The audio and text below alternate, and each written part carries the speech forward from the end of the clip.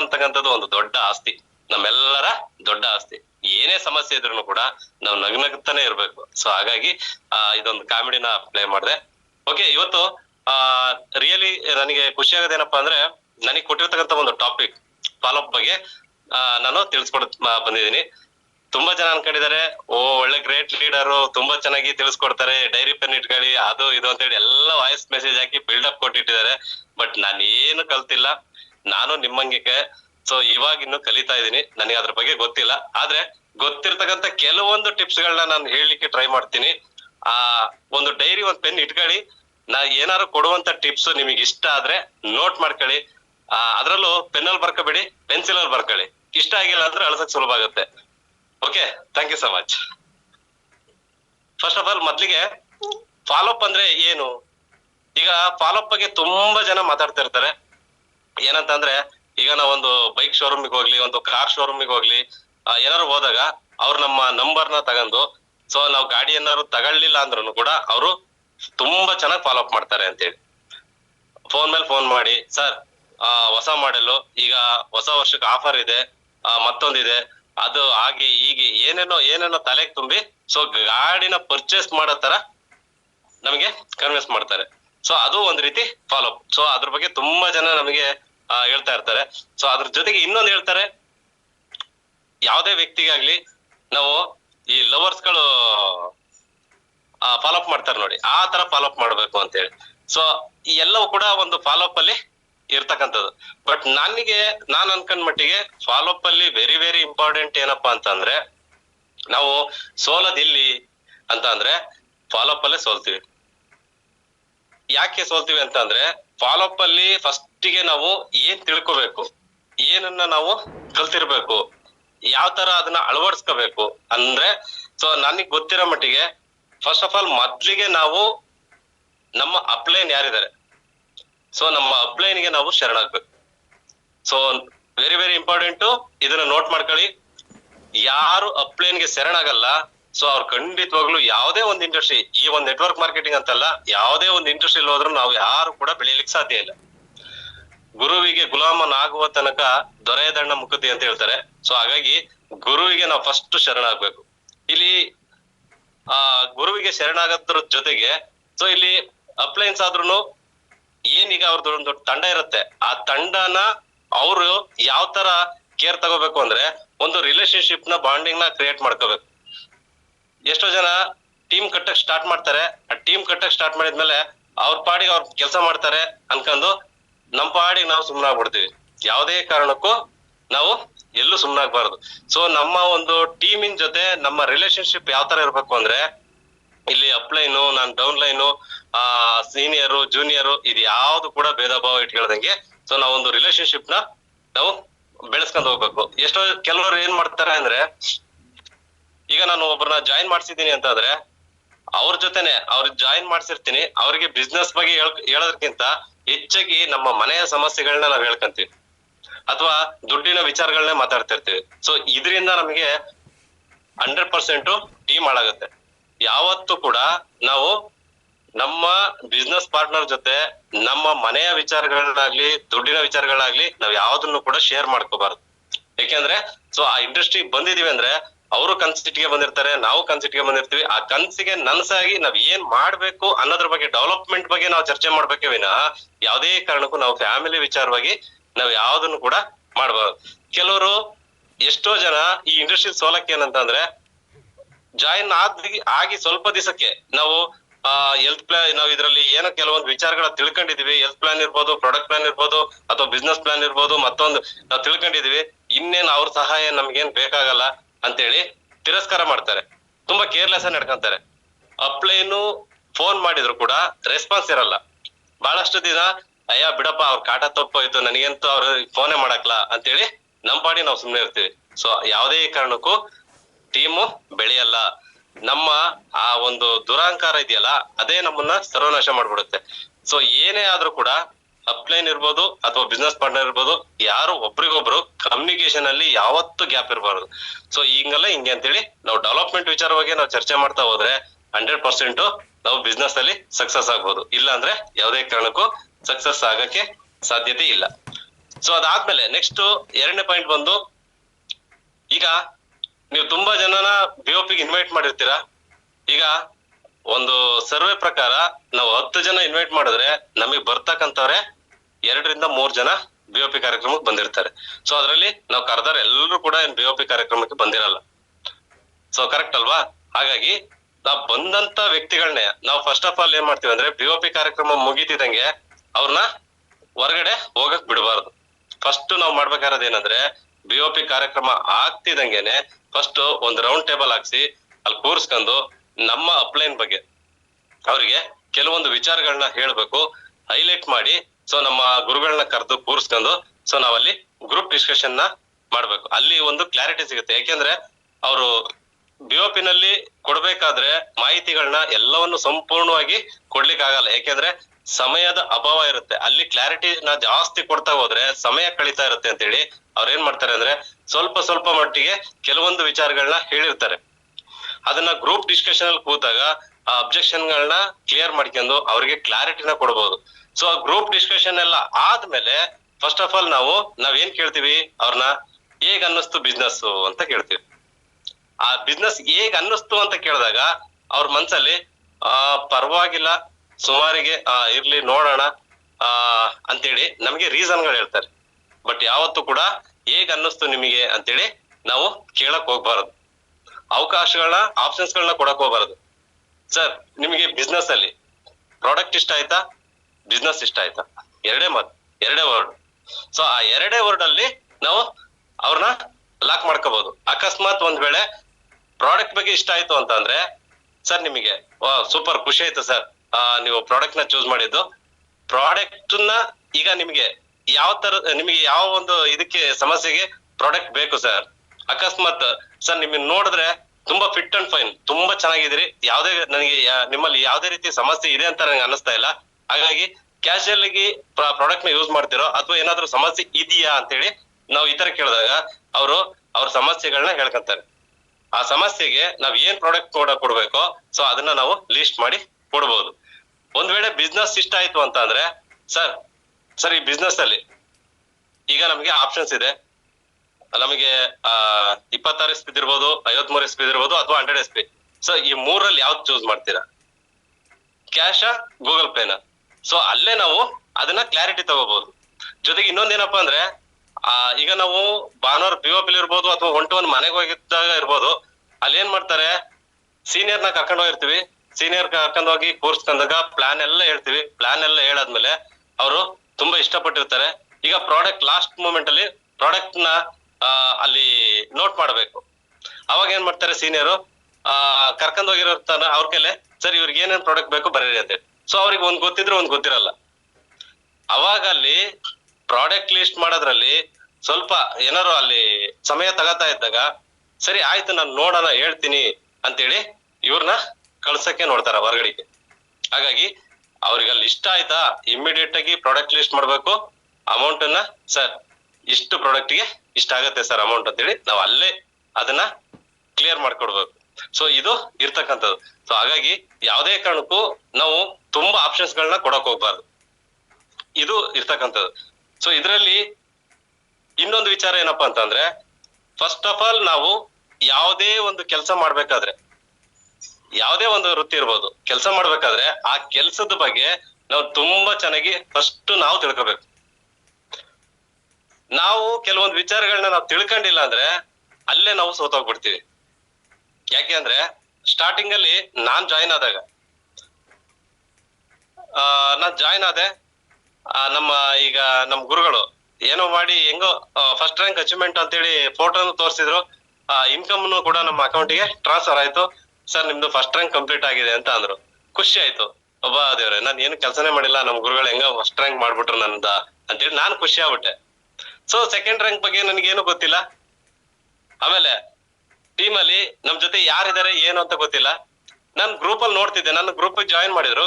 Group ಅಲ್ಲಿ ನೋಡ್ತಿದ್ದೆ, ಅಯ್ಯೋ ಇವ್ರು ಏನಪ್ಪಾ ಡೈಲಿ ಇಷ್ಟೊಂತ ವರ್ಕ್ ಮಾಡ್ತಿದಾರೆ, ತುಂಬಾ ಜನ ಪ್ರಾಡಕ್ಟ್ ಕೊಡಿಸ್ತಾ ಇದಾರೆ ಏನು ಅಂತೇಳಿ ನಾನ್ ಅನ್ಕೊಳ್ಳೋದು. ಒಂದ್ ದಿವಸ ಮೀಟಿಂಗ್ ಹೋದಾಗ ನಾನು ಅವ್ರ ಹತ್ರನೇ ಕೇಳ್ತಾ ಇದೀನಿ, ಸರ್ ನೀವು ತುಂಬಾ ಚೆನ್ನಾಗಿ ಕೆಲಸ ಮಾಡ್ತಿದ್ರಿ, ನಮಗೂ ಒಂಚೂರು ಸಪೋರ್ಟ್ ಮಾಡಿ ಸರ್ ಅಂತೇಳಿ. ಅವ್ರು ನೋಡಿದ್ರೆ ನನ್ ಬೋನಸ್ ಲೈನ್ ಅಲ್ಲೇ ಇದಾರೆ. ಅವ್ರು ಮಾಡಿದೆಲ್ಲ ನಮಗೆ ಬೋನಸ್ ಬರುತ್ತೆ. ನಮ್ಗೆ ಅದ್ ಗೊತ್ತೇ ಇಲ್ಲ. ಬೋನಸ್ ಅಲ್ಲಿ ಯಾರಿದ್ದಾರೆ, ಇನ್ಸೆಂಟಿವ್ ಅಲ್ಲಿ ಯಾರಿದ್ದಾರೆ ನಮ್ಗೆ ಗೊತ್ತಿಲ್ಲ. ಸೊ ನಾನು ಈ ತರ ಫಸ್ಟ್ ಆಫ್ ಆಲ್ ನಮಗೆ ಯಾವುದೇ ವ್ಯಕ್ತಿನ ನಾವು ಈ ಒಂದು ಇಂಡಸ್ಟ್ರಿ ಕರ್ಕೊ ಬಂದ್ರೆ ಅವ್ರಿಗೆ ಬಿಸ್ನೆಸ್ ನ ಯಾವ ತರ ಇದೆ ಏನು ಅನ್ನೋದನ್ನ ಫಸ್ಟ್ ನಾವು ಬೇಸಿಕ್ ನಾಲೆಡ್ಜ್ ಅನ್ನ ತಿಳಿಸ್ಕೊಡ್ಬೇಕು ನಾವು. Very very important. ಇದು ಅವ್ರಿಗೆ ಚೆನ್ನಾಗಿ ಅರ್ಥ ಆಗ್ಬಿಟ್ರೆ ಆಗ ಟೀಮ್ ಜೊತೆ ಕಮ್ಯುನಿಕೇಶನ್ ಅವ್ರಿಗೂ ಸುಲಭ ಆಗುತ್ತೆ. ಯಾಕೆಂದ್ರೆ ಒಬ್ರೇ ಎಲ್ಲವನ್ನೂ ಹ್ಯಾಂಡ್ಲಿಂಗ್ ತಗೊಳಕ್ ಆಗಲ್ಲ. ಈಗ ಟೀಮ್ ದೊಡ್ಡದಾಗ್ತಾ ಆಗ್ತಾ ಎಲ್ರಿಗೂ ಫೋನ್ ನ ಅವರೇ ಮಾಡಕ್ ಆಗಲ್ಲ, ಕಮ್ಯುನಿಕೇಶನ್ ಮಾಡಕ್ ಆಗಲ್ಲ. ಒಂದು ಪ್ರಾಡಕ್ಟ್ ಬಗ್ಗೆ ಇನ್ಫಾರ್ಮೇಶನ್ ಬೇಕು ಅಥವಾ ಏನಾದ್ರು ಒಂದು ಕ್ಲಾರಿಟಿ ಬೇಕು ಏನಾರು ಅಂದಾಗ ಅವ್ರಿಗೆ ಫೋನ್ಗಳನ್ನ ಅಟೆಂಡ್ ಮಾಡಕ್ ಆಗ್ತಾರಲ್ಲ. ಸೊ ಇಂಥ ಟೈಮ್ ಅಲ್ಲಿ ಸೊ ಎಲ್ಲೋ ಒಂದ್ ಕಡೆ ನೆಗ್ಲಿಜೆನ್ಸಿ ಸ್ಟಾರ್ಟ್ ಆಗುತ್ತೆ. ಅದ್ರ ಜೊತೆಗೆ ದಯವಿಟ್ಟು ಯಾರೇ ಇರ್ಬೋದು, ನಮ್ಮ ಬಿಸ್ನೆಸ್ ಪಾರ್ಟ್ನರ್ ನಮಗೆ ಫೋನ್ ಮಾಡ್ತಾರೆ ಅಂದ್ರೆ ಸೊ ಮೇನ್ ಒಂದೇ ಒಂದು ಇಂಟೆನ್ಷನ್ ನಾವು ಅರ್ಥ ಮಾಡ್ಕೋಬೇಕು. ಅವ್ರಿಗೆ ನಮಗೆ ಫೋನ್ ಮಾಡ್ತಿದಾರೆ ಅಂದ್ರೆ ನನ್ನಿಂದ ಅವ್ರಿಗೆ ಕೆಲಸ ಆಗ್ಬೇಕು, ಅದಕ್ಕೆ ನಮಗೆ ಫೋನ್ ಮಾಡ್ತಿರ್ತಾರೆ. ಯಾರು ಹುಡುಗಾಟಕ್ಕೆ ತಮಾಷೆಗೆ ಯಾರು ಫೋನ್ ಮಾಡಲ್ಲ. ಆ ಫೋನ್ ಬಂದಾಗ ಅಯ್ಯೋ ಅದ್ ಎಷ್ಟು ಸತಿ ಫೋನ್ ಮಾಡ್ತೀರಿ, ತಲೆ ತಿಂತಿರಲ್ಲ, ಈ ವರ್ಡ್ಗಳನ್ನ ಬಳಸ್ಬಾರ್ದು. ನಮ್ದು ಏನೇ ಟೆನ್ಷನ್ ಇರ್ಲಿ, ನಮ್ದು ಏನೇ ವರ್ಕ್ ಇರ್ಲಿ, ನಾವ್ ಎಷ್ಟೇ ಬಿಸಿ ಇರ್ಲಿ, ಸೊ ಅಕಸ್ಮಾತ್ ಬಿಸಿ ಇತ್ತಾ ಅವ್ರಿಗೆ ಮೇಡಮ್ ಸರ್ ಬೇಜಾರ್ ಮಾಡ್ಕೋಬೇಡಿ, ನಾನೊಂದು 10 ನಿಮಿಷ ಅಥವಾ ಒಂದು ಹಾಫ್ ಅನ್ ಅವರ್ ನಾನು ಸ್ವಲ್ಪ ಬಿಸಿ ಇದೀನಿ ಮತ್ತೆ ಮಾಡ್ತೀನಿ. ಸೊ ನಾವು ಈ ತರ ಮಾತಿನ ಕಮ್ಯುನಿಕೇಶನ್ ವೆರಿ ವೆರಿ ಇಂಪಾರ್ಟೆಂಟ್. ಅದಕ್ಕೆ ಹೇಳ್ತಾರೆ ಮಾತೆ ಮುತ್ತು ಅಂತ ಹೇಳಿ. ಹಾಗಾಗಿ ಮಾತಿನ ಪದ ಬಳಕೆ ಇದೆಯಲ್ಲ ಅದು ನಮ್ಮನ್ನ ಯಾವ್ದೋ ಲೆವೆಲ್ಗೆ ತಗೊಂಡು ಹೋಗ್ಬಿಡುತ್ತೆ. ಸೊ ಹಾಗಾಗಿ ನಾವು ಈ ಒಂದು ವಿಚಾರನ ಫಸ್ಟ್ ಆಫ್ ಆಲ್ ಮಾಡ್ಬೇಕು. ಅದ್ರ ಜೊತೆಗೆ ಸೊ ನಾನು ಈಗ ಹೇಳ್ದೆ ಈ ಕಂಪನಿ ಬಗ್ಗೆ, ನಾವು ಈಗ ಒಂದು ಇಂಡಸ್ಟ್ರಿಗೆ ಬಂದಿದೀವಿ, ಈಗ ವಿ ಸ್ಟಾರ್ ವೆಲ್ನೆಸ್ ಕಂಪ್ನಿ ಬಂದಿದೀವಿ. ಈ ಕಂಪನಿಯಲ್ಲಿ ನಾವು ಬೆಳಿಬೇಕು ಅಂದ್ರೆ ಫಸ್ಟ್ ಆಫ್ ಆಲ್ ನಾವು ಮಾಡ್ಬೇಕಾದ ಕೆಲಸ ಏನಂದ್ರೆ ಈ ಕಂಪನಿಯ ಬಗ್ಗೆ ನಾವು ಸಂಪೂರ್ಣವಾಗಿ ನಾವು ನೀಟಾಗಿ ತಿಳ್ಕೋಬೇಕು. ನಮ್ಮ ಅಪ್ಲೈನ ಕೇಳ್ಬೇಕು, ಸರ್ ಇದ್ರ ಬಗ್ಗೆ ನನಗೆ ಸಂಪೂರ್ಣ ತಿಳಿಸ್ಕೊಡಿ ಸರ್ ಅಂತೇಳಿ ನಾವು ಅದನ್ನ ಕೇಳಿ ತಿಳ್ಕೋಬೇಕು. ಯಾಕೆಂದ್ರೆ ಕಲ್ಸೋದಿಕ್ಕೆ ತುಂಬಾ ಜನ ಇದಾರೆ ಇಲ್ಲಿ, ಯಾರು ಕಲ್ಸ್ಕೊಡಲ್ಲ ಅಂತ ಹೇಳಲ್ಲ, ಎಲ್ರು ಕಲ್ಸಕ್ಕೆ ಬಂದಿರೋದು. ಹಾಗಾಗಿ ಫಸ್ಟ್ ಆಫ್ ಆಲ್ ನಾವು ಕಲಿಯೋದ್ರ ಬಗ್ಗೆ ನಾವು ಅತಿ ಹೆಚ್ಚಿನ ಗಮನನ ನಾವು ಕೊಡ್ಬೇಕು. ಏನ್ ತಿಳ್ಕೋಬೇಕು? ಫಸ್ಟ್ ಆಫ್ ಆಲ್ ಈ ಕಂಪನಿ ಬಗ್ಗೆ ನಾವು ತಿಳ್ಕೊಬೇಕಾದ ವಿಚಾರ ಏನಪ್ಪಾ ಅಂದ್ರೆ ಕಂಪನಿಯ ಪ್ರೊಫೈಲ್ ಬಗ್ಗೆ ತಿಳ್ಕೋಬೇಕು. ಕಂಪನಿಯ ಪ್ರೊಫೈಲ್ ಬಗ್ಗೆ ತಿಳ್ಕೋಬೇಕು. ಅದಾದ್ಮೇಲೆ ಪ್ರಾಡಕ್ಟ್ ಬಗ್ಗೆ ತಿಳ್ಕೋಬೇಕು. ನಮ್ಮಲ್ಲಿ ಎಷ್ಟು ಪ್ರಾಡಕ್ಟ್ ಇದಾವೆ, ಅದ್ ಏನಕ್ಕೆ ಕೆಲಸ ಮಾಡುತ್ತೆ, ಅದ್ ಏನಕ್ಕೆ ಯೂಸ್ ಆಗುತ್ತೆ ಅನ್ನೋದನ್ನ ನಾವು ಸಂಪೂರ್ಣ ಮಾಹಿತಿನ ಫಸ್ಟ್ ಆಫ್ ಆಲ್ ನಾವು ತಿಳ್ಕೋಬೇಕು. ಸೊ ಅದಾದ್ಮೇಲೆ ಬಿಸ್ನೆಸ್ ಬಗ್ಗೆ ತಿಳ್ಕೋಬೇಕು. ಬಿಸ್ನೆಸ್ ಬಗ್ಗೆ ತಿಳ್ಕೊಂಡ್ವಾ ನೆಕ್ಸ್ಟ್ ಸೊ ನಾವು ಅಚೀವರ್ಸ್ ಬಗ್ಗೆ ತಿಳ್ಕೋಬೇಕು. ಯಾಕೆಂದ್ರೆ ಈಗ ನಮ್ಮ ಎದುರುಗಡೆ ಇರ್ತಕ್ಕಂಥ ವ್ಯಕ್ತಿ ಯಾವ್ದೋ ಒಬ್ಬ ವ್ಯಕ್ತಿನ ನಾವು ಪರಿಚಯ ಮಾಡಿದೀವಿ ಅಂದಾಗ ಆ ವ್ಯಕ್ತಿಗೆ ಫಾಲೋ ಅಪ್ ಮಾಡೋದ್ರಲ್ಲಿ ನಾವ್ ಯಾಕೆ ಸೋಲ್ತೀವಿ ಅಂದ್ರೆ ನಾವೇ ಅರ್ಧಂಬರ್ಧ ವಿಚಾರ ತಿಳ್ಕೊಂಡಿದೀವಿ, ನಮಗೇನು ಗೊತ್ತಿಲ್ಲ. ಈಗ ನಮ್ ಸರ್ ನಮ್ ಸೀನಿಯರ್ನ ಯಾರನ್ನ ಕರ್ಕೊಂಡೋಗಿ ನಾವು ಪ್ಲಾನ್ ಕೊಡ್ಸಿದೀವಿ, ಪ್ಲಾನ್ ಪ್ರೆಸೆಂಟೇಷನ್ ಅವ್ರು ಕೊಡೋ ಕೆಲ್ಸ ನಮ್ಮ ಅಪ್ಲೈನ್ದು ಅವ್ರು ಕೊಡ್ತಾರೆ, ಫಾಲೋ ಅಪ್ ನಾವೇ ಮಾಡ್ಬೇಕು, ಅವ್ರನ್ನ ಜಾಯಿನ್ ನಾವೇ ಮಾಡಿಸ್ಬೇಕು ಅಂದಾಗ ಸೊ ನಾವು ಇಷ್ಟೆಲ್ಲ ವಿಚಾರಗಳನ್ನ ತಿಳ್ಕೊಬೇಕಾಗತ್ತೆ. ಸೊ ನಾವು ಅಚೀವರ್ಸ್ ಗಳ ಬಗ್ಗೆ ತಿಳ್ಕೊಬೇಕಾಗತ್ತೆ. ಸೊ ಈಗ ಅಚೀವರ್ಸ್ ಅಂದ್ರೆ ಯಾರು? ಈಗ ನಮ್ಮ ಸಂತೋಷ್ ಸರ್ ಬಗ್ಗೆ ನಾವು ತುಂಬಾ ಚೆನ್ನಾಗಿ ಹೇಳ್ಬೋದು. ಯಾಕೆಂದ್ರೆ ಒಬ್ಬ ಸಾಧಾರಣ ವ್ಯಕ್ತಿ, ಅವರ ಒಂದು ಫ್ಯಾನ್ಸಿ ಸ್ಟೋರ್ ಇಟ್ಕೊಂಡಿದ್ದಂತ ವ್ಯಕ್ತಿ, ಆ ವ್ಯಕ್ತಿ ತಗೊಂಡಂತ ಒಂದು ನಿರ್ಧಾರ ಇವತ್ತು 5 ವರ್ಷದಲ್ಲಿ 3.5 ಕೋಟಿ ಇನ್ಕಮ್ ಮಾಡಿದ್ದಾರೆ. ನೋಡಿ ಹೇಳೋದಕ್ಕೆ ಎಷ್ಟು ಚೆನ್ನಾಗಿದೆ. ಯಾಕೆಂದ್ರೆ ಈ ವಿಚಾರಗಳನ್ನ ನಾವು ತಿಳ್ಕೊಂಡಿಲ್ಲ ಅಂದ್ರೆ ನಾವು ಫಾಲೋ ಅಪ್ ಅಲ್ಲಿ ಅವ್ರಿಗೆ ತಿಳ್ಸಕ್ ಆಗಲ್ಲ. ಅದ್ರ ಜೊತೆಗೆ ನಾವು ಟ್ರಿಪ್ ಗಳ ಬಗ್ಗೆ ಹೇಳ್ಬೋದು. ಈಗ ನೋಡಿ ನಮಗೆ ಎಂತೆಂತ ಬ್ಯೂಟಿಫುಲ್ ಟ್ರಿಪ್ ಗಳನ್ನ ಕೊಟ್ಟಿದ್ದಾರೆ, ಆ ಟ್ರಿಪ್ ಗಳ ಬಗ್ಗೆ ನಾವು ಮಾಹಿತಿನ ಕೊಡ್ಬೋದು. ಸೊ ಜೊತೆಗೆ ಲೈಫ್ ಸ್ಟೈಲ್ ಬಗ್ಗೆ ಮಾತಾಡಿ. ಯಾಕೆಂದ್ರೆ ಇವತ್ತು ಯಾವ್ದೇ ಒಂದು ವೃತ್ತಿಲಿ ಯಾರೇ ಇರ್ಬೋದು, ಒಬ್ಬ ಟೈಲರ್ ಇರ್ಬೋದು ಅಥವಾ ಡ್ರೈವರ್ ಇರ್ಬೋದು ಅಥವಾ ಗಾರೆ ಕೆಲಸದವ್ರು ಇರ್ಬೋದು, ಹಲವಾರು ಜನ ಅವ್ರವ್ರ ವೃತ್ತಿಲಿ ಇರ್ತಕ್ಕಂಥವ್ರು ಎಲ್ರು ಕೂಡ ಲೈಫ್ ಸ್ಟೈಲ್ ನ ಮಾಡ್ತಾ ಇಲ್ಲ, ಲೈಫ್ ನ ಕಳೀತಾ ಇದಾರೆ, ಲೈಫ್ ಸ್ಟೈಲ್ ನ ಮಾಡ್ತಾ ಇಲ್ಲ. ಸೊ ಹಾಗಾಗಿ ಲೈಫ್ ಸ್ಟೈಲ್ ಬಗ್ಗೆ ನಾವು ಮಾತಾಡ್ಬೋದು. ಅದ್ರ ಜೊತೆಗೆ ಡ್ರೀಮ್ ಗಳ ಬಗ್ಗೆ ಮಾತಾಡಿ, ಕನ್ಸಿನ ಬಗ್ಗೆ ಮಾತಾಡಿ. ಯಾರಿಗೆ ಕನ್ಸಿನ ಬಗ್ಗೆ ಮಾತಾಡಿದ್ರೆ ಇಷ್ಟ ಆಗಲ್ಲ? ಪ್ರತಿಯೊಬ್ಬರಿಗೂ ಕನ್ಸಿನ ಬಗ್ಗೆ ಇಷ್ಟ ಆಗುತ್ತೆ. ಯಾಕೆಂದ್ರೆ ಸೊ ಈಗ ಕನ್ಸಲ್ಲಿ ನಾವು ಮಲಗಿದಾಗ ಆಕಾಶಕ್ಕೆ ಏಣಿ ಹಾಕ್ಬೋದು ಅಂತ ಹೇಳ್ತಾರೆ. ಹಾಗಾಗಿ ಕನ್ಸಿನ ಬಗ್ಗೆ ಮಾತಾಡಿ, ಅವರ ಒಂದು ಕನ್ಸು ಏನಿದೆ ಅದ್ರ ಬಗ್ಗೆ ನಾವು ಮಾತಾಡ್ಬೋದು. ಅದ್ರ ಜೊತೆಗೆ ಸೊ ಈಗ ನಮ್ಮ ಸಂಸ್ಥೆಯ ಮ್ಯಾನೇಜಿಂಗ್ ಡೈರೆಕ್ಟರ್ ಬಗ್ಗೆ, ಅವ್ರ ಬಗ್ಗೆ ಹೇಳ್ಬೋದು. ಯಾಕೆಂದ್ರೆ ಅವ್ರ ಬಗ್ಗೆ ನಮಗೆ ತುಂಬಾ ಖುಷಿ ಆಗುತ್ತೆ. ವ್ಯಕ್ತಿ ಎಲ್ಲ ಒಂದು ಶಕ್ತಿ ಅಂತ ಹೇಳ್ಬೋದು. ಯಾಕೆಂದ್ರೆ ಸೊ ನಾವು ವಿ ಸ್ಟಾರಿಗೆ ಬಂದಾಗ್ಲಿಂದ ನೋಡ್ತಾ ಇದೀವಿ, ಇವತ್ತಿಗೂ ಕೂಡ ದುರಾಂಕಾರ ಅಥವಾ ಮತ್ತೊಂದು ಅವ್ರ ಹತ್ರಕ್ಕೆ ಸೋಗ್ಸೋದೇ ಇಲ್ಲ, ಅವ್ರ ಹತ್ರಕ್ಕೆ ತಗೊಳ್ಳೋದೇ ಇಲ್ಲ. ಸೊ ಅಂತ ವ್ಯಕ್ತಿಗಳನ್ನ ಸಂಪೂರ್ಣ ರಿಜಿಸ್ಟಾರ್ ಇಂದಾನೇ ದೂರ ಇಡ್ತಾರೆ. ಯಾಕೆಂದ್ರೆ ಆಲ್ರೆಡಿ ನಾವು ನೋಡಿದೀವಿ ಅಂತ ಒಬ್ಬ ವ್ಯಕ್ತಿ ಹಣದ ವ್ಯಾಮೋಹ ಇಲ್ಲ ಅಂತ ಚಿನ್ನದಂತ ವ್ಯಕ್ತಿ. ಸೊ ಇವತ್ತು ವೆಲ್ ಸೆಟ್ಲ್ ಆಗಿರ್ತಕ್ಕಂಥ ವ್ಯಕ್ತಿ, ಚಿಕ್ಕಮಂಗ್ಳೂರಲ್ಲಿ ಹುಟ್ಟಿದಂತ ಕಂಪನಿ ಇವತ್ತು ಆಲ್ ಇಂಡಿಯಾ ಅವ್ರು ಎಲ್ಲಾ ಕಡೆ ಎಕ್ಸ್ಟ್ರಾಫಿಶ್ ಆಗಿದೆ. ಎಲ್ಲಾ ಕಡೆ ಇವತ್ತು ಡೆಲ್ಲಿಲೂ ಕೂಡ ಏನು ದುಬೈನಲ್ಲೂ ವೆಲ್ನೆಸ್ ಪ್ರಾಡಕ್ಟ್ ಅಂತ ಹೇಳಿ ಅವಾರ್ಡ್ ತಗೊಂಡಿತ್ತು. ಅದ್ರ ಜೊತೆಗೆ ಇವಾಗ ಲಂಡನ್ ಪಾರ್ಲಿಮೆಂಟ್ ಅಲ್ಲೂ ಕೂಡ ವೆಲ್ನೆಸ್ ಅಂತ ಹೇಳಿ ಅವಾರ್ಡ್ ಸಿಕ್ಕಿದೆ. ಸೊ ಈ ತರದ್ದು ಹಲವಾರು ವಿಚಾರಗಳನ್ನ ಹೇಳ್ಬೋದು. ಏಕೆಂದ್ರೆ ವ್ಯಕ್ತಿಯಲ್ಲ ಒಂದು ಶಕ್ತಿ. ಸೊ ಇವರಿಗೆ 26 ವರ್ಷ ಎಕ್ಸ್ಪೀರಿಯನ್ಸ್ ಇರ್ತಕ್ಕಂಥ ವ್ಯಕ್ತಿ, ವೆಲ್ ಸೆಟ್ಲ್ ಅಂತ ಹೇಳ್ಬೋದು. ಇವ್ರದೇ ಆದಂತ ಒಂದು ಸ್ವಂತ ಸ್ಕೂಲ್ ಇದೆ, ಚಿಕ್ಕಮಂಗ್ಳೂರು ಹೆಡ್ ಆಫೀಸ್ ಅಲ್ಲಿ ಸ್ವಂತ ಮನೆ ಕೂಡ ಇದೆ, ಇಡೀ ಫ್ಯಾಮಿಲಿ ಸಮೇತ ಇರೋದು ಅಂತ ಹೇಳಿ ನಾವು ಇವ್ರ ಬಗ್ಗೆ ನಾವು ಇಂಟ್ರೊಡಕ್ಷನ್ ಕೊಡ್ಬೋದು. ಸೊ ಹಾಗಾಗಿ ಫಸ್ಟ್ ಆಫ್ ಆಲ್ ನಾವು ಇದ್ರ ಬಗ್ಗೆ ನಾವು ತಿಳ್ಕೊಂಡಿರ್ಬೇಕು. ಅದ್ರ ಜೊತೆಗೆ ಇನ್ನೊಂದು ಬಹು ಮುಖ್ಯವಾದಂತ ವಿಚಾರ ಏನಪ್ಪಾ ಅಂದ್ರೆ, ನಮ್ಮ ಒಂದು ಸಂಸ್ಥೆಯಲ್ಲಿ ನಾವ್ ಏನ್ ಬಿಸ್ನೆಸ್ ಬರ್ತೀವಿ, ಬಿಸ್ನೆಸ್ ಬಂದ್ಮೇಲೆ ಈಗ ಏನ್ ನಮ್ದು 5th ರ್ಯಾಂಕ್ ಇದೆ, ಆ 5th ರ್ಯಾಂಕ್ ಆದ್ಮೇಲೆ ನಮಗೆ ಒಂದು ಲೈಫ್ ಇನ್ಸೂರೆನ್ಸ್ ಕೂಡ ಇದೆ. ಸೊ ಇದು ಬಹಳಷ್ಟು ಜನಕ್ಕೆ ಇಷ್ಟ ಆಗುತ್ತೆ. ಯಾಕೆ ಅಂದ್ರೆ ಇವತ್ತು ಎಷ್ಟೋ ಜನ ಇನ್ಸೂರೆನ್ಸ್ ಮಾಡಿಸಿ ಅಂತೇಳಿ ಅಲಿತಾ ಇದಾರೆ. ಅವ್ರ ಹತ್ರ ಅಯ್ಯೋ ನಾನ್ ಬದುಕಿದಾಗ್ಲೇ ಸಾಯ್ಸಕ್ ನೋಡ್ತಾರೆ, ನಾನ್ ಕೈಲಿ ದುಡ್ಡಿಲ್ಲ ಇನ್ಸೂರೆನ್ಸ್ ಕಟ್ಟಕ್ಕೆ, ಮತ್ತೊಂದು ಏನೇನೋ ಕಾರಣಗಳು ಹೇಳಿ ನಾವು ಆ ಒಂದು LIC ಏಜೆಂಟ್ ಗಳನ್ನ ದೂರ ಇಡ್ತಾ ಇದೀವಿ. ಅವ್ರು ಹೇಳ್ತಾರೆ, ಸರ್ ಈಗ ನೀವು ನಿಮ್ಮ ಹತ್ರ ದುಡ್ಡಿಲ್ವಾ, ಓಕೆ ಈ ತಿಂಗಳ ಕಂತನ್ನ ನಾನೇ ಹಾಕಿ ಕಂಟಿನ್ಯೂ ಮಾಡಿರ್ತೀನಿ, ನನಗೆ ಇಂಥ ದಿವಸ ಕೊಡಿ ಅಂತೇಳಿ ನಮ್ಮನ್ನ ಕೇಳ್ತಾರೆ. ಯಾಕಂದ್ರೆ ಅವ್ರು LIC ಏಜೆಂಟ್ಗಳು, ಅವ್ರಿಗೆ ಒಂದ್ LIC ನಾವು ಏಜೆಂಟ್ ಅವ್ರಿಗೆ ನಾವು ಹಾಕ್ಸಿದ್ರೆ ಅವ್ರಿಗೆ ಇಷ್ಟೊಂದು ಕಮಿಷನ್ ಇರುತ್ತೆ. ಆ ಕಮಿಷನ್ಗೋಸ್ಕರ ನಮನ್ನ ಅದಕ್ಕೆ ತಳ್ಳಕ್ ನೋಡ್ತಾರೆ.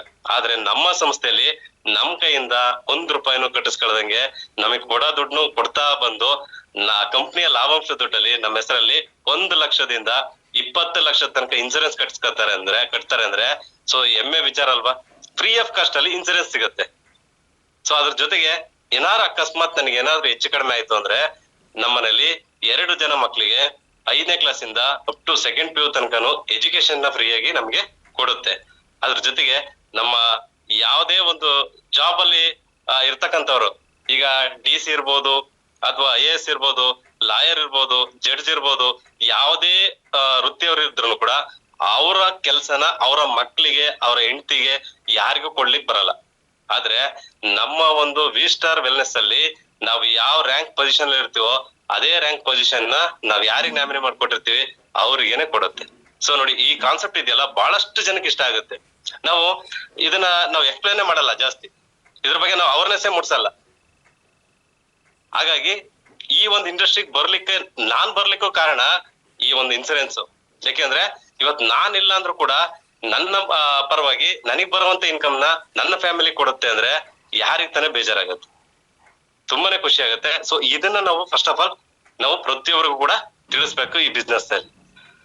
ಸೊ ಅದಾದ್ಮೇಲೆ ಎಷ್ಟೋ ಜನ ಹೇಳ್ತಾರೆ, ಸರ್ ನಮ್ ಟೀಮ್ ಅಲ್ಲಿ ನನ್ ಮಾತನ್ನೇ ಯಾರು ಕೇಳಲ್ಲ, ನಮಗೆ ಯಾರು ರೆಸ್ಪಾನ್ಸೇ ಮಾಡಲ್ಲ ಸರ್ ಅಂತೇಳಿ ತುಂಬಾ ಜನ ಕಂಪ್ಲೇಂಟ್ ಇರ್ತಾರೆ. ಯಾಕೆ ಕೇಳ್ಬೇಕು? ಫಸ್ಟ್ ಆಫ್ ಆಲ್ ಅವ್ರು ಯಾಕೆ ನಮ್ಮ ಮಾತನ್ನ ಕೇಳ್ಬೇಕು ಅನ್ನೋದು ನನ್ನ ಒಂದು ಕ್ವಶನ್ ಮಾರ್ಕ್. ಯಾಕೆಂದ್ರೆ ಅವ್ರಿಗೆ ಏನು ಈಗ 16,000 ರಿಂದ 17,000 ರೂಪಾಯಿ ನಾವು ಅಮೌಂಟ್ ನ ಕೊಟ್ಟು, ನಾವು ಪ್ರಾಡಕ್ಟ್ ನ ಕೊಟ್ಟು ನಾವೇನ್ ಜಾಯಿನ್ ಮಾಡ್ಸಿರಲ್ಲ, ನಮ್ ದುಡ್ಡನ್ನ ಏನ್ ಹಾಕಿ ನಾವು ಜಾಯಿನ್ ಮಾಡ್ಸಿರಲ್ಲ.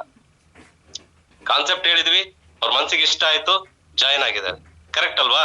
ಸೊ ಅವರು ನಮ್ ಮಾತನ್ನ ಕೇಳ್ತಿಲ್ಲ ಅಂತ ನಾವು ಬಹಳಷ್ಟು ಜನ ಕಂಪ್ಲೇಂಟ್ ಹೇಳ್ತೀವಿ.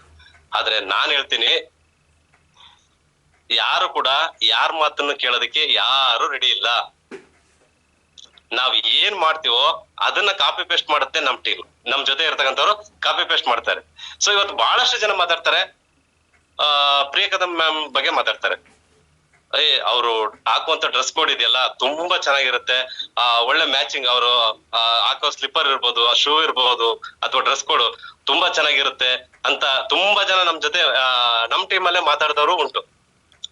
ಅದ್ರ ಜೊತೆಗೆ ಈಗ ನಮ್ ಸಂತೋಷ್ ಸರ್ ಯಾವತ್ತೂ ಅಷ್ಟೇ, ಯಾವಾಗ್ಲೂ ಆಕ್ಟಿವ್ ಪರ್ಸನ್, ಎಲ್ಲೂ ಕೂಡ ಇನ್ಆಕ್ಟಿವ್ ಅಂತಲ್ಲಿ ತೋರ್ಸ್ಕೊಳಲ್ಲ. ಡೈಲಿ ಗ್ರೂಪ್ ಅಲ್ಲಿ ಒಂದು ಇಮೇಜ್ ಇರುತ್ತೆ ಅವ್ರದ್ದು, ಒಂದು ವಾಯ್ಸ್ ಮೆಸೇಜ್ ಇರುತ್ತೆ ಅಥವಾ ಒಂದು ವಿಡಿಯೋ ಇರುತ್ತೆ, ಏನಾದ್ರೂ ಇರುತ್ತೆ ಅದ್ರಲ್ಲಿ. ಸೊ ನಾವು ಕೂಡ ಇವತ್ತು ಅವ್ರ ತರನೇ ಮಾತಾಡ್ಬೇಕು, ಒಂದು ಲೀಡರ್ಸ್ ಕ್ವಾಲಿಟಿನ ನಾನು ಕೂಡ ಬೆಳೆಸ್ಕೋಬೇಕು ಅಂತ ಹೇಳಿ ಸೊ ಅವ್ರನ್ನ ನಾವು ಕಾಪಿ ಪೇಸ್ಟ್ ಮಾಡ್ತೀವಿ. ಇಲ್ಲಿಗೆ ಯಾರು ಇನ್ಸ್ಪಿರೇಷನ್ ಅಂತ ಗೊತ್ತಾಗಲ್ಲ. ಇವತ್ತು ಎಷ್ಟೋ ಜನ ಹೇಳ್ತಾರೆ, ಸರ್ ನಾವು ಹೆಂಗ್ ಮಾತಾಡ್ಬೇಕು ಅಂದ್ರೆ ನಳಿನಿ ಮ್ಯಾಮ್ ತರ ಮಾತಾಡ್ಬೇಕು ಸರ್. ಯಾವ ತರ ಮಾತಾಡ್ತಾರ ಸರ್, ಆನೆ ಪಟಾಕಿನೋ ಅಥವಾ ಈ ಮೂಲೆ ಪಟಾಕಿನೋ ಮತ್ ಇನ್ನೊಂದ್ ಪಟಾಕಿನೋ ಗೊತ್ತಿಲ್ಲ, ಚಟ್ಪಟ್ ಪಟಾಕಿ ತರ ಏನ್ ಸರ್ ಮಾತಾಡ್ತಾರೆ, ಎಷ್ಟು ಚೆನ್ನಾಗಿರುತ್ತೆ ಅವ್ರ ಮಾತ್ ಕೇಳೋದಕ್ಕೆ. ಸರ್ ಅವ್ರ ತರ ನಾವು ಮಾತಾಡ್ಬೇಕು ಅಂತ ಹೇಳ್ತಾ ಇರ್ತಾರೆ. ಯಾಕೆಂದ್ರೆ ಇನ್ಸ್ಪಿರೇಷನ್ ತಗೊಂಡಿರ್ತಾರೆ. ಹಾಗಾಗಿ ಯಾರು ನಮ್ಮ ಮಾತನ್ನ ಕೇಳಲ್ಲ, ನಾವ್ ಏನ್ ಮಾಡ್ತೀವೋ ಅದನ್ನೇ ಕಾಪಿ ಪೇಸ್ಟ್ ಮಾಡ್ತಾ ಬರ್ತಾರೆ. ಸೊ ಹಾಗಾಗಿ ನಾವು ಡೈಲಿ ರೊಟೀನ್ ಆಗಿ ವರ್ಕ್ ವರ್ಕ್ ವರ್ಕ್ ಅಂತೇಳಿ ನಾವು ಡೈಲಿ ರೂಟಲ್ಲಿ ಈಗ ಎಷ್ಟೋ ಜನ ಫೋಟೋನೇ ಹಾಕಲ್ಲ ಗ್ರೂಪಿಗೆ, ದೃಷ್ಟಿ ಆಗ್ಬಿಡುತ್ತೆ ಮತ್ತೊಂದು ಅದು ಇದು ಅಂತೇಳಿ. ಸೊ ಅಲ್ಲಿ ನಾವು ತಪ್ಪು ಮಾಡ್ತಕ್ಕಂಥದ್ದು. ಒಬ್ರು ಕೆಲಸ ಮಾಡ್ತಾ ಇದಾರೆ ಅಂದಾಗ ಅಯ್ಯೋ ಇವ್ರೇನಪ್ಪ ಇಷ್ಟೊಂದಡಿ ಕೆಲಸ ಮಾಡ್ತಾ ಇದಾರೆ, ನಾನ್ ನೋಡ್ರೆ ಫೀಲ್ಡ್ಗೆ ಹೋಗ್ತಾ ಇಲ್ಲ ಅಂತೇಳಿ. ಸೊ ಅವ್ರಿಗೆ ಇನ್ಕಮ್ ಬರುತ್ತೆ, ಕೆಲಸ ಮಾಡಿದ್ರೆ ಇನ್ಕಮ್ ಬರುತ್ತೆ, ಕೆಲಸ ಮಾಡ್ಲಿಲ್ಲ ಅಂದ್ರೆ ಯಾರಿಗೂ ಇನ್ಕಮ್ ಇರಲ್ಲ. ಹಾಗಾಗಿ ನಾವು ಕೂಡ ಫೀಲ್ಡ್ ಇಳಿದು ವರ್ಕ್ ಮಾಡ್ಬೇಕು. ವರ್ಕ್ ಮಾಡಿದ್ರೆ ನಮಗೂ ಖಂಡಿತ ಇನ್ಕಮ್ ಬರುತ್ತೆ ಅಂತೇಳಿ. ಸೊ ನಾವು ಕೂಡ ಬದಲಾವಣೆ ಆಗೇ ಆಗ್ತೀವಿ. ಸೊ ಇದು ಎಷ್ಟ್ರ ಮಟ್ಟಿಗೆ ಸರಿ ಅನ್ಸುತ್ತೋ, ಎಷ್ಟ್ ಜನಕ್ಕೆ ಸರಿ ಅನ್ಸುತ್ತೋ ನಂಗೆ ಗೊತ್ತಿಲ್ಲ. ಬಟ್ ನಮಗಂತೂ ಸರಿ ಅನಿಸ್ತಾ ಇದೆ. ಯಾಕೆಂದ್ರೆ ಸೊ ನಮ್ಮ ಗುರುಗಳು ಅವ್ರ ಕೇಶವಮೂರ್ತಿ ಸರ್ ಅವ್ರ ಮಾತುಗಳು ಹೆಂಗೆ ಅಂದ್ರೆ ಅವ್ರು ಹೇಳ್ತಿರ್ತಾರೆ ಫಸ್ಟ್ ಸ್ಟಾರ್ಟಿಂಗ್ ಅಲ್ಲಿ ಬಂದಾಗ ಬೆಣ್ಣೆ ಅಲಂಕಾರದ ಮಾತುಗಳನ್ನ ಮಾತಾಡ್ಬೇಕು ಅಂತ ಹೇಳಿ. ಅವರಲ್ಲಿ ಆ ಮಾತುಗಳು ತುಂಬಾ ಚೆನ್ನಾಗಿರುತ್ತೆ ಕೇಳೋರಿಗೆ. ಇವಾಗಷ್ಟೇ ಸ್ವಲ್ಪ ರೂಢಾಗಿ ಮಾತಾಡ್ತಾರೆ. ಬಟ್ ನಾನ್ ಬಂದಾಗ ತುಂಬಾ ಬೆಣ್ಣೆ ಅಲಂಕಾರದ ಮಾತನ್ನೇ ಮಾತಾಡೋದು. ಸೊ ಅವ್ರನ್ನ ನೋಡಿ ಕಲಿತಾ ಬಂದೆ ನಾನು ಕೂಡ, ಅದನ್ನೇ ಕಾಪಿ ಪೇಸ್ಟ್ ಮಾಡ್ತಾ ಬಂದೆ. ಸೊ ಅದ್ರ ಜೊತೆಗೆ ಎಷ್ಟೋ ಕಾರ್ಯಕ್ರಮಗಳಿಗೆ ಹೋದಾಗ ಆ ಕಾರ್ಯಕ್ರಮದಲ್ಲಿ MC ಮಾಡೋರ್ನ ಅವ್ರ ಮಾತುಗಳನ್ನ ಕೇಳಿದಾಗ ಇಲ್ಲಪ್ಪ ಈ ಕಾರ್ಯಕ್ರಮದಲ್ಲಿ ನೆಕ್ಸ್ಟ್ ನನಗೇನಾದ್ರು MC ಸಿಕ್ಬಿಟ್ರೆ ಅಂತೇಳಿ ನಾನ್ ಅನ್ಕೋತಾ ಇದ್ದೆ. ಇವತ್ತು ನನ್ನ ಅದೃಷ್ಟನೋ ಏನೋ ಗೊತ್ತಿಲ್ಲ, ಯಾವ್ದೇ ಒಂದ್ ಕಾರ್ಯಕ್ರಮಕ್ಕೆ ಧರಣಿ MC ಅಂತ ಹೇಳಿ ಕೊಟ್ಬಿಡ್ತಾರೆ. ಒಳ್ಳೆ ಮಾತುಗಾರ ಅಂತಲ್ಲ ಏನೋ ಕೊಡ್ತಾರೆ.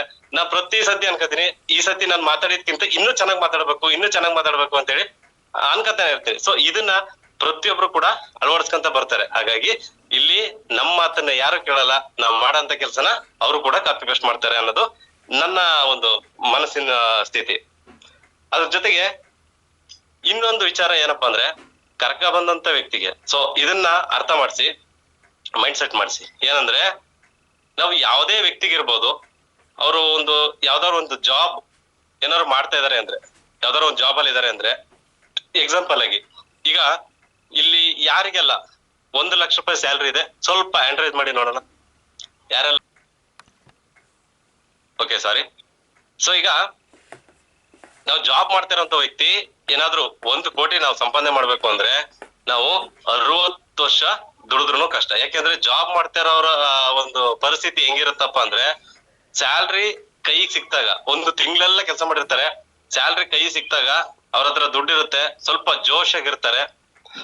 1 ವಾರ ಕಳಿತಿದಂಗೆ ಸ್ವಲ್ಪ ಡೌನ್ ಆಗ್ತಾರೆ. ಸೊ ಸೆಕೆಂಡ್ ವೀಕ್ ಅಲ್ಲಿ ಅವರ ಮಾತಿನ ವರ್ಷ ಎಲ್ಲ ತುಂಬಾ ಬದಲಾವಣೆ ಆಗ್ಬಿಡ್ತವೆ. ಲಾಸ್ಟ್ ವೀಕ್ ಅಲ್ಲಿ ಮಂತ್ಲಿ ಲಾಸ್ಟ್ ವೀಕ್ ಅಲ್ಲಿ ಸೊ ಅವರು ಬಸ್ ಚಾರ್ಜಿಗೂ ಕೂಡ ದುಡ್ಡಿರಲ್ಲ, ಕೆಲವ್ರ ಹತ್ರ ಬಸ್ ಚಾರ್ಜ್ಗೂ ದುಡ್ಡಿರಲ್ಲ. ಸೊ ಸಾಲ ಮಾಡೋಂತ ಪರಿಸ್ಥಿತಿ. ಸೊ ಇದು ಜಾಬ್ ಅಲ್ಲಿ ಇರ್ತಕ್ಕಂಥವ್ರು ಸಮಸ್ಯೆಗಳು. ಸೊ ಹಲವಾರು ಜನದ್ದು, ಇಲ್ಲಿ ಎಲ್ರಿಗೂ ಅಲ್ಲ, ಕೆಲವರಿಗೆ ಈ ತರ ಸಮಸ್ಯೆಗಳು ಇದೇ ಇರ್ತವೆ. ಸೊ ಅದರಲ್ಲಿ ನಾವು ಕೋಟಿ ಸಂಪಾದನೆ ಮಾಡ್ಬೇಕು ಅಂದ್ರೆ ಮಿನಿಮಮ್ ಅಂದ್ರು 60 ವರ್ಷ ಎಫರ್ಟ್ ಹಾಕ್ಬೇಕು, ಕೆಲಸ ಮಾಡ್ಬೇಕು. ಎಸ್ ಸರ್ ನೋ, ಹೌದಲ್ವಾ? ಎಸ್. ಅಕಸ್ಮಾತ್ ಬೇಡ ಒಂದ್ ಬಿಸ್ನೆಸ್ ಮಾಡ್ತೀನಿ ಅಂತ ಬಂದ್ರೆ, ಬಿಸ್ನೆಸ್ ಮಾಡ್ತೀನಿ ಅಂದ್ರೆ ಒಳ್ಳೆ ಅಪ್ಪನ ಆಸ್ತಿ ಇದೆ, ಕೋಟಿಗಟ್ಲೆ ಬಂಡವಾಳ ಹಾಕಿದೀನಿ, ಸ್ವಲ್ಪ ಜನಕ್ಕೂ ಸ್ಯಾಲ್ರಿ ಕೊಟ್ಟು ನಾನ್ ಸೆಟಪ್ ಎಲ್ಲ ಮಾಡ್ತೀನಿ ಅಂತ ಅಂದ್ರೆ, ಸೊ ಅದ್ರಲ್ಲೂ 100ಗೆ 1000% ನಾವು ಕೋಟಿ ಸಂಪಾದನೆ ಮಾಡ್ತೀನಿ ಅಂದ್ರೆ ಬಹಳಷ್ಟು ಕಷ್ಟ ಇದೆ. ಯಾಕೆ ಅಂದ್ರೆ ಅಲ್ಲಿ ನಾವು ಯಾವ್ದೇ ಒಂದು ಟ್ರೆಡಿಷನಲ್ ಬಿಸ್ನೆಸ್ ನಾವು ಮಾಡ್ತೀನಿ ಅಂದ್ರೂ ಅಲ್ಲಿ ಕಾಂಪಿಟೇಷನ್ ಇದೆ. ಆ ಕಾಂಪಿಟೇಷನ್ ನ ನಾವು ನಿಭಾಯಿಸ್ಕೊಂಡು ಅಲ್ಲಿ ನಾವು ದುಡಿತೀವಿ ಅಂದ್ರೆ ಮಿನಿಮಮ್ ಅಂದ್ರೂ 10 ವರ್ಷ ಬೇಕೇ ಬೇಕು. 10 ವರ್ಷ ಬೇಕೇ ಬೇಕು ನಾವು ಕೋಟಿ ಸಂಪಾದನೆ ಮಾಡ್ತೀವಿ ಅಂದ್ರೆ. ಅಷ್ಟು ನಮ್ಮ ಹತ್ರ ಬಂಡವಾಳ ಇತ್ತು, ಅಪ್ಪನ ಆಸ್ತಿ ಬಲವಾಗಿದ್ರೆ ಮಾತ್ರ. ಅಂತದ್ರಲ್ಲಿ ಸೊ ಇವತ್ತು ಯಾವುದೇ ತರದ್ದು ಬಂಡವಾಳ ಇಲ್ಲದೆ ಝೀರೋ ಇನ್ವೆಸ್ಟ್ಮೆಂಟ್ ಅಲ್ಲಿ ಇವತ್ತು V-Star ವೆಲ್ನೆಸ್ ಅಲ್ಲಿ ನಾವು ಬಿಸ್ನೆಸ್ ಸ್ಟಾರ್ಟ್ ಮಾಡಿದ್ವಿ ಅಂದ್ರೆ, ಸೊ ಆಲ್ರೆಡಿ ಇವತ್ತು ಬಂದಂತ 4 ವರ್ಷ 5 ವರ್ಷದಲ್ಲಿ ಇವತ್ತು 3.5 ಕೋಟಿ 4 ಕೋಟಿ ಇನ್ಕಮ್ ಮಾಡಿದವರು ನಮ್ಮ ಇದೇ ಒಂದು V-Star ವೆಲ್ನೆಸ್ ಅಲ್ಲಿ ಇದ್ದಾರೆ. ಸೊ ನಾವು ಹೆಮ್ಮೆ ಪಡೋಂತ ವಿಚಾರ. ಅಂತದ್ರಲ್ಲಿ ಸೊ ಅವ್ರ ಕೈಲಿ ಸಾಧನೆ ಮಾಡಕ್ಕಾಗಿತ್ತೆ ಅಂದ್ರೆ ನಮ್ ಕೈಲಿ ಮಾಡಕ್ ಆಗಲ್ವಾ? ಸೊ ನಾವು ಬಿಸ್ನೆಸ್ ತರ ಮಾಡ್ಕೊಂಡು ಹೋಗ್ಬೇಕು ಅಷ್ಟೇ. ಓಕೆ, ಸೊ ಇದಾದ್ಮೇಲೆ ನೆಕ್ಸ್ಟ್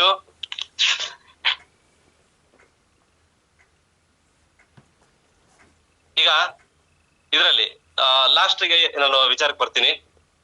ಸೊ ಈ ಒಂದು ಇಂಡಸ್ಟ್ರಿನಲ್ಲಿ ನಮ್ಮ ಆದಾಯ ಜಾಸ್ತಿ ಆಗ್ಬೇಕು ಅಂತ ಅಂದ್ರೆ ನಾವು ಹೊರಗಡೆ ಯಾವುದೇ ಒಂದು ಬಿಸ್ನೆಸ್ ಅಲ್ಲಿ ನಾವು ನಮ್ಮ ಆದಾಯನ ಡಬಲ್ ಮಾಡ್ಕೋಬೇಕು, ತ್ರಿಬಲ್ ಮಾಡ್ಕೋಬೇಕು, ನಾವು ಲಕ್ಷಾಂತರ ರೂಪಾಯಿ ಹಣ ಇನ್ಕಮ್ ಮಾಡ್ಬೇಕು, ಕೋಟ್ಯಾಂತರ ರೂಪಾಯಿ ದುಡಿಬೇಕು ಅಂದ್ರೆ ಹೊರಗಡೆ ಎಲ್ಲೂ ಕೂಡ ನಮ್ಗೆ ಸಾಧ್ಯತೆ ಇಲ್ಲ. ಆದ್ರೆ ಸೊ ಒಂದೇ ಒಂದು ವಿಚಾರ, ಎಲ್ಲಿ ನಾವು ದುಡಿಯಕ್ ಆಗಲ್ವಾ ಅಂತ ನಾವು ಸೋಲ್ತಾ ಇದೀವೋ ಅದೇ ಇವತ್ತು ನೆಟ್ವರ್ಕ್ ಮಾರ್ಕೆಟಿಂಗ್ ಕಂಪನಿಗೆ ಬಂದ್ರೆ, ಸೊ ನಾವು ನೆಟ್ವರ್ಕ್ ಮಾರ್ಕೆಟಿಂಗ್ ಕಂಪನಿಗೆ ಬಂದಿದ್ರೆ ಸೊ ಇಲ್ಲಿ ನಾವು ಅದನ್ನೆಲ್ಲವನ್ನು ಕನಸನ್ನ ನನಸು ಮಾಡ್ಕೋಬಹುದು, ಫುಲ್ಫಿಲ್ ಮಾಡ್ಕೋಬಹುದು. ಹೆಂಗೆ ಅಂತ ಅಂದ್ರೆ ಇವತ್ತು ಒಬ್ಬ ಲಾಯರ್ನ ಆದಾಯ ಜಾಸ್ತಿ ಆಗ್ಬೇಕು ಅಂದ್ರೆ ಅಲ್ಲಿ ಕೈದಿಗಳ ಸಂಖ್ಯೆ ಜಾಸ್ತಿ ಆಗ್ಬೇಕು. ಸೊ ಇದು ವೆರಿ ವೆರಿ ಇಂಪಾರ್ಟೆಂಟ್, ನೀಟಾಗಿ ಅರ್ಥ ಮಾಡ್ಕೊಳ್ಳಿ. ಒಬ್ಬ ಲಾಯರ್ನ ಆದಾಯ ಜಾಸ್ತಿ ಆಗ್ಬೇಕು ಅಂದ್ರೆ ನಮಗೆ ಕೈದಿಗಳ ಸಂಖ್ಯೆ ಜಾಸ್ತಿ ಆಗ್ಬೇಕು, ಹಾಗಿದ್ರೆ ಮಾತ್ರ ಲಾಯರ್ಗಳಿಗೆ ಆದಾಯ. ಇನ್ನು ಒಬ್ಬ ಡಾಕ್ಟರ್ ಆದಾಯ ಜಾಸ್ತಿ ಆಗ್ಬೇಕು ಅಂದ್ರೆ ಸೊ ಎಲ್ಲಾ ಕಡೆ ರೋಗಿಗಳ ಸಂಖ್ಯೆ ಜಾಸ್ತಿ ಆಗ್ಬೇಕು, ಹೌದಲ್ವಾ? ಸೊ ಈಗ ರೋಗಿಗಳು ಜಾಸ್ತಿ ಆದಷ್ಟು ನಮಗೆ ಡಾಕ್ಟರ್ಗಳಿಗೆ ಆದಾಯ ಜಾಸ್ತಿ. ಬಟ್ ಒಬ್ಬ ನೆಟ್ವರ್ಕರ್ಗೆ ಆದಾಯ ಜಾಸ್ತಿ ಆಗ್ಬೇಕು ಅಂದ್ರೆ ಅಲ್ಲಿ ಕರ್ಕ ಬರುವಂತ ಜನಗಳಿಗೆ ಆದಾಯನ ಕೊಡ್ಸಿದ್ರೆ ಆಟೋಮೆಟಿಕ್ ಆಗಿ ಇವ್ರಿಗೂ ಕೂಡ ಆದಾಯ ಬರುತ್ತೆ. ಇಲ್ಲಿ ಇಡೀ ಒಂದೇ ಒಂದು ವಿಚಾರ ಏನಪ್ಪಾ ಅಂದ್ರೆ ಇಡೀ ಇಂಡಸ್ಟ್ರಿನಲ್ಲಿ ಜನಗಳನ್ನ ಬೆಳೆಸಿ ಬೆಳೆಯುವಂತ ಇಂಡಸ್ಟ್ರಿ ಅಂದ್ರೆ ಅದು MLM company, network marketing. So ಅದರಲ್ಲಿ ವಿ ಸ್ಟಾರ್ ವೆಲ್ನೆಸ್ ಅಂತ ಕಂಪನಿ ಇವತ್ತು ನಮಗೆ ಸಿಕ್ಕಿದೆ ಅಂದ್ರೆ ಯಾವ್ದೋ ಜನ್ಮದ ಪುಣ್ಯ ಅಂತ ಅನ್ಕೋಬೇಕು. ಸೊ ಇದ್ರ ಬಗ್ಗೆ ತುಂಬಾ ಖುಷಿ ಅನ್ಸತ್ತೆ ಹೇಳ್ಲಿಕ್ಕೆ. ಹಾಗಾಗಿ ಈಗ ಏನ್ ನಮ್ಗೆ ಅವಕಾಶಗಳು ಸಿಕ್ಕಿದೆ, ಈ ಅವಕಾಶದಲ್ಲಿ ಬರೀ ದುಡ್ಡು ಒಂದೇ ಅಲ್ಲ, ಒಳ್ಳೆ ಲೈಫ್ ಸ್ಟೈಲ್ ಕೂಡ ಸಿಗತ್ತೆ ನಮ್ಗೆ. ಏನ್ ಲೈಫ್ ಸ್ಟೈಲು? ಸೊ ಬ್ಯೂಟಿಫುಲ್ ಆಗಿರ್ತಕ್ಕಂತ ನಮ್ಗೆ ಟ್ರಿಪ್ ಗಳ ಸುರಿಮಳೆ ಇದೆ. ಭೂಮಿ ಮೇಲೆ ಇರ್ತಕ್ಕಂತ ಇನ್ನೊಂದು ಸ್ವರ್ಗ. ಸೊ ಆಲ್ರೆಡಿ ಈಗೇನು ನಮ್ಗೆ ನಮ್ಮ ಸಂಸ್ಥೆ ಕಡೆಯಿಂದ ಇಲ್ಲಿ 7th rank 8th rank above ಇರ್ತಕ್ಕಂಥವ್ರು ಹೋಗ್ ಬಂದ್ರು cordial cruise. So cordial cruise ಇವತ್ತು ಎಷ್ಟೋ ಜನ ಬರೀ ನಾವು ಸಿನಿಮಾದಲ್ಲಿ ನೋಡ್ತಾ ಇದೀವಿ, ಟಿವಿನಲ್ಲಿ ನೋಡಿದೀವಿ, ಮತ್ತೊಂದು ಅಂತ ಏನ್ ನಾವು ಅನ್ಕೋತಾ ಇದೀವಿ. ಬಟ್ ಅದನ್ನ ನಮ್ಮ ರಿಯಲ್ ಲೈಫ್ ಅಲ್ಲೂ ಕೂಡ ಅದನ್ನ ಮಾಡ್ಬೇಕು ಅಂದ್ರೆ ಈಗ ಒಂದು ಟಾರ್ಗೆಟ್ ನ ಫಿಕ್ಸ್ ಮಾಡ್ಕೊಂಡು ನೀವೆಲ್ಲರೂ ಮಾಡಿದ್ದೆ ಆದ್ರೆ ಕಾರ್ಡಿಯಲ್ ಕ್ರೂಸ್ ಕೂಡ ವಿನ್ ಮಾಡ್ಕೋಬಹುದು. ಸೊ ನಮ್ಮ ಈ ಒಂದು ಇಂಡಸ್ಟ್ರಿನಲ್ಲಿ ಸೊ ಜೊತೆಗೆ ಇನ್ನೊಂದೇನಪ್ಪಾ ಅಂದ್ರೆ ಇವತ್ತು ಯಾರು ಕೂಡ ನೀನ್ ಇದೇ ತರ ಮಾಡು, ಈ ತರ ಮಾಡಿದ್ರೆ ನಿಂಗಾಗತ್ತೆ, ನೀನ್ ಇದ್ರಲ್ಲಿ ಬೆಳಿಬಹುದು, ಈ ಇಂಡಸ್ಟ್ರಿನಲ್ಲಿ ಗೆಲ್ಲಬಹುದು ಅಂತ ಹೇಳಿ ಹೇಳ್ಕೊಟ್ಟು ನಮ್ಮನ್ನ ಬೆಳೆಸಂತಾರು ಯಾರಂದ್ರೆ ಯಾರು ಇಲ್ಲ. ಸೊ ಈಗ ನಾವೇನು ಸ್ಕೂಲಿಗೆ ಹೋಗ್ತಿವಿ, ಅಲ್ಲಿ ಪಾಠ ಬುಕ್ ಅಲ್ಲಿರೋದನ್ನ ಪಾಠ ಹೇಳ್ಕೊಡ್ತಾರೆ, ಆ ಪಾಠ ಕಲ್ತ್ಕೊತೀವಿ, ಲೋಕ ಜ್ಞಾನ ತಿಳ್ಕೊಂತ ಬರ್ತೀವಿ, ಕೆಲವೊಂದು ವಿಚಾರಗಳನ್ನ ತಿಳ್ಕೊತೀವಿ. ಆದ್ರೆ ದುಡ್ಡು ಮಾಡೋ ಅಂತ ವಿಚಾರನ ಯಾವ ಪಾಠದಲ್ಲೂ ಹೇಳ್ಕೊಡಲ್ಲ. ಅಥವಾ ಯಾವ ತಂದೆ ತಾಯಿನೂ ಕೂಡ ಸೊ ನೀನು ಈ ತರ ದುಡಿ ಇಷ್ಟು ದುಡ್ಡು ಮಾಡ್ಬೋದು, ನೀನ್ ಶ್ರೀಮಂತ ಆಗ್ಬೋದು ಅಂತೇಳಿ ಯಾರು ಕೂಡ ಹೇಳ್ಕೊಡೋರಿಲ್ಲ. ಬಟ್ ನಮ್ಮ ಒಂದು ಈ ಸಂಸ್ಥೆ ಬಗ್ಗೆ ಹೇಳೋದಕ್ಕೆ ಸೊ ಎಷ್ಟೋ ಸಂಸ್ಥೆಗಳಲ್ಲಿ MD ಸರ್ ಮುಖನೇ ನೋಡಿರಲ್ಲ, ಹೆಡ್ ಆಫೀಸ್ ಎಲ್ಲಿದೆ ಅಂತ ಗೊತ್ತಿರಲ್ಲ, ಯಾರ್ದೋ ಮಾತಿನ ಮೇಲೆ ಆ ಭರವಸೆ ಮೇಲೆ ಬಂದಿರ್ತಾರೆ. ಆದ್ರೆ ನಮ್ಮ ಒಂದು ಹೆಮ್ಮೆಯ ಸಂಸ್ಥೆ ಅಂದ್ರೆ ನಮ್ಮ ಕರ್ನಾಟಕದ ಕಂಪನಿ, ಅದರಲ್ಲೂ ಚಿಕ್ಕಮಂಗ್ಳೂರ್ ಕಂಪನಿ. ಸೊ ನಮ್ಮ ಮ್ಯಾನೇಜಿಂಗ್ ಡೈರೆಕ್ಟರ್ ಬಗ್ಗೆ ಹೇಳ್ಬೇಕು ಅಂದ್ರೆ ತುಂಬಾ ಹೆಮ್ಮೆ ಅನ್ಸುತ್ತೆ. ಯಾಕೆಂದ್ರೆ ಪ್ರತಿ ಸಲನು ನಮಗೆ ಒನ್ ಡೇ ಟ್ರೈನಿಂಗ್ ಅಂತಾನೋ ಅಥವಾ ನಮ್ದೇ ಆದಂತ ಒಂದು ಕಾರ್ಯಕ್ರಮಗಳಿಗೆ ಬಂದು ಸೊ ನಮ್ಮ ಒಂದು ಗೆಲುವಿನ ಬಗ್ಗೆ, ಅಚೀವ್ಮೆಂಟ್ ಬಗ್ಗೆ ಸೊ ನೀವ್ ಇದೇ ತರ ಮಾಡ್ಬೇಕು ಅಂತೇಳಿ ನಮಗೆ ಒಂದು ಉತ್ತೇಜನ ಕೊಡುವಂತ ಎಜುಕೇಶನ್ ನಮಗೆ ಪ್ರೊವೈಡ್ ಮಾಡ್ತಾರೆ.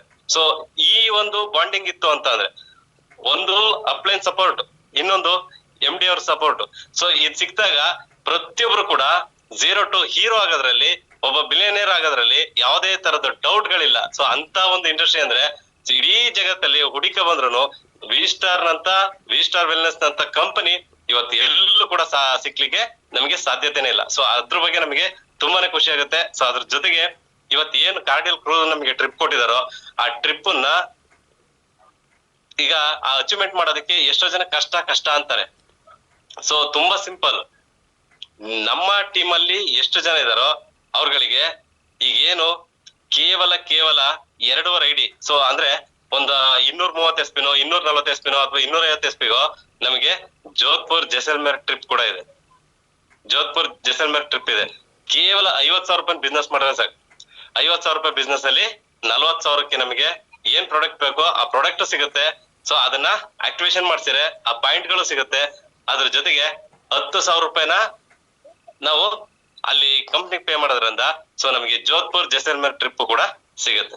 ಸೊ ನಾವು ನಮ್ಮ ಟೀಮ್ ಅಲ್ಲಿ ಇರ್ತಕ್ಕಂಥವ್ರನ್ನ ನಾವು ವಿನ್ ಮಾಡಿಸ್ಕೊಂತ ಹೋದ್ರೆ ಸೊ ನಮಗೆ ಕಾರ್ಡಿಯಲ್ ಕ್ರೂಸ್ ಕೂಡ ಟ್ರಿಪ್ ವಿನ್ ಮಾಡ್ಕೋಬಹುದು. ಅದ್ರ ಜೊತೆಗೆ ಸೊ ಇನ್ನೊಂದು ಅವಕಾಶ ಏನಪ್ಪಾ ಅಂದ್ರೆ ಕೇವಲ 100 SP ಗೆ ಕೇವಲ 100 SP ಗೆ ಇವಾಗ ನಮಗೆ ಗೋವಾ ಟ್ರಿಪ್ ನ ಕೊಟ್ಟಿದ್ದಾರೆ. ಸೊ ಎಷ್ಟು ಬ್ಯೂಟಿಫುಲ್ ಅಲ್ವಾ. 100 SP ನಾವು ಐಡಿ ಮಾಡೋದ್ರಿಂದ ಎಷ್ಟು ಹೋಗುತ್ತೆ ಇನ್ಕಮ್, ಯಾರಿಗೆ ಎಷ್ಟು ಸಿಗುತ್ತೆ? ಕೇವಲ 1,000 ರೂಪಾಯಿ ಸಿಗುತ್ತೆ. ಕೇವಲ 1,000 ರೂಪಾಯಿ ಸಿಗೋದು. ಆ 1,000 ರೂಪಾಯಿಗೆ ಆಲ್ರೆಡಿ ಆಫರ್ ನ ಎಂಡ್ ಮಾಡಿದ್ರು. ಬಟ್ ಇಡೀ ವಿ ಸ್ಟಾರ್ ಅಲ್ಲಿ ಶ್ರೀಮಂತ ಅಪ್ಲೈನ್ ಅಂತ ಯಾರು ಇದ್ರೆ ಅದು ನಮ್ ಸಂತೋಷ್ ಸರ್ ಒಬ್ಬರೇ. ಸೊ ಅದು ಎಲ್ರು ಕೂಡ ಹೇಳ್ತಾ ಇರ್ತಾರೆ ಶ್ರೀಮಂತ ಅಪ್ಲೈನ್ ಅಂತೇಳಿ. ಈಗ ಏನ್ ಆಫರ್ ನ ಎಂಡ್ ಮಾಡಿದ್ರು ಮತ್ತೆ 1 ಸೆಕೆಂಡ್ ನಮಗೆ ಈ ಅವಕಾಶನ ರಿಪೀಟ್ ಕೊಟ್ಟಿದ್ದಾರೆ. ಏನಪ್ಪಾ ಅಂದ್ರೆ ಈಗ ಯಾರೆಲ್ಲ ಕೇವಲ 100 SP ಮಾಡಿ 5,000 ರೂಪೀಸ್ ಪೇ ಮಾಡ್ತಿರೋ ಅಂತವ್ರಿಗೆ ಬ್ಲೂಟೂತ್ ಕೂಡ ವಾಪಸ್ ಆಗಿ ನಮಗೆ ರಿಟರ್ನ್ ಆಗಿ ಸಿಗ್ತಾ ಇದೆ. ಅದ್ರ ಜೊತೆಗೆ ಸೊ 2 ನೈಟ್ 3 ಡೇಸ್ ಈಗ ಮುಂಚೆ ನಮಗೆ 1 ನೈಟ್ 2 ಡೇಸ್ ಸಿಗೋದು ಯಾವ್ದೇ ಒಂದು ಟ್ರಿಪ್ ಆದ್ರೂ. ಆದ್ರೆ ಈ ಸತಿ 2 ಡೇಸ್ 3 ನೈಟ್ ನಮಗೆ ಒಂತ ಬ್ಯೂಟಿಫುಲ್ ಆಫರ್ ಅಂದ್ರೆ ಮಜಾ ಮಾಡಂತಾರು ಗೋವಾದಲ್ಲಿ ಹೋಗ್ಬೇಕ್ರಿ. ನಾವು ನಿಜವಾಗ್ಲೂ ಖುಷಿ ಆಗುತ್ತೆ. ನಾನು ಈ ಏನು ನಮ್ಮ ಊರುಗಳಲ್ಲಿ ಇರ್ತಕ್ಕಂಥ ಹೊಳೆಯಲ್ಲಿ ಹರಗ್ಲಲ್ಲೂ ಸಮೇತ ನಾವ್ ಯಾರು ಕೂತಿರ್ಲಿಲ್ಲ, ಹರಗ್ಲಲ್ಲೂ ಸಮೇತ ಹೋಗಿರ್ಲಿಲ್ಲ. ಆದ್ರೆ ಈ ಒಂದು ಗೋವಾ ಟ್ರಿಪ್ ಕರ್ಕೊಂಡು ಹೋದಾಗ ನಮಗೆ ಹಡಗಲ್ಲಿ ಹಡಗಲ್ಲಿ ನೈಟ್ ಕರ್ಕೊಂಡು ಹೋಗಿದ್ರು. ಎಂತ ಒಂದು ಎಂಜಾಯ್ಮೆಂಟ್ ಇತ್ತು ಅಂದ್ರೆ ವಾವ್, ಸೂಪರ್ ಅಂದ್ರೆ ಸೂಪರ್. ನೆನಸ್ಕಂದ್ರೆ ಈಗ್ಲೂ ತರ ಖುಷಿ ಆಗುತ್ತೆ. ಸೊ ಅದು ಒಬ್ರು ಇಬ್ರಲ್ಲ ಹೋಗಿದ್ದು. ಟೋಟಲ್ ಆಗಿ ಅವಾಗ ಎಷ್ಟು ಒಂದ 150-200 ಜನನೇ ಹೋಗಿದ್ದೆ ಟೋಟಲ್ ಆಗಿ. ಸೊ ಅವತ್ ಏನು ಆ ಗೋವಾದಲ್ಲಿ ಆ ಒಂದು ಸೌಂಡ್ ಏನಿತ್ತು, ಕನ್ನಡ ರಾಜ್ಯೋತ್ಸವ ಆಚರಣೆ ಮಾಡಿದ್ದಿರ್ಬೋದು, ಆ ಬಸ್ ಹತ್ರ ವಿಡಿಯೋ ಮಾಡಿದ್ದಿರ್ಬೋದು, ಇವೆಲ್ಲ ನೋಡ್ತಾ ಇದ್ರೆ ಸಖತ್ ಅಂದ್ರೆ ಸಖತ್ ಖುಷಿ ಆಗುತ್ತೆ. ಎಲ್ರು ಕೂಡ ಮಕ್ಳ ತರ ಬೀಚ್ ಅಲ್ಲಿ ಈಜಾಡ್ಕೊಂಡು ಅಲ್ಲಿ ಎಷ್ಟು ಕರೆತಿದ್ರು ಬನ್ನಿ ಸಾಕು ಅಂದ್ರು ಆ ನೀರ್ ಬಿಟ್ಟು ಹೊರಗೇನೆ ಬರ್ತಾ ಇರ್ಲಿಲ್ಲ, ಅಷ್ಟು ಎಂಜಾಯ್ ಮಾಡ್ತಾ ಇದ್ರು. ರಿಯಲಿ ಖುಷಿ ಆಗುತ್ತೆ. ಅಂತ ಒಂದು ಟ್ರಿಪ್ ಅನ್ನ 1 ಸೆಕೆಂಡ್ ಮತ್ತೊಮ್ಮೆ ನಮಗೆ ಮಾಡ್ಕೊಟ್ಟಿದ್ದಾರೆ. ಇಂತ ಒಂದು ಅವಕಾಶ ಮಾಡ್ಕೊಟ್ಟ ನಮ್ ಸಂತೋಷ್ ಸರ್ಗೆ ಮತ್ತೊಮ್ಮೆ ನನ್ನ ಕಡೆಯಿಂದ ಥ್ಯಾಂಕ್ಸ್ ಹೇಳ್ತಾ ಇದೀನಿ. ಸೊ ಅದ್ರ ಜೊತೆಗೆ ಯಾರು ಕೇಳಿದ್ರೆ ನಿಜವಾಗ್ಲೂ ಇವ್ರು ಹುಚ್ಚರ ಅಂದ್ಬಿಡ್ತಾರೆ. ಇವ್ರಿಗೆ ಏನಪ್ಪಾ ಈ ತರ, ಇವ್ರಿಗೇನು ಹುಚ್ಚ ಅಂತಾರೆ. ಸೊ ಅಂತದ್ರಲ್ಲಿ ಯಾರ್ ಏನಾದ್ರು ತಲೆ ಕೆಡ್ಸ್ಕೊಳಲ್ಲ.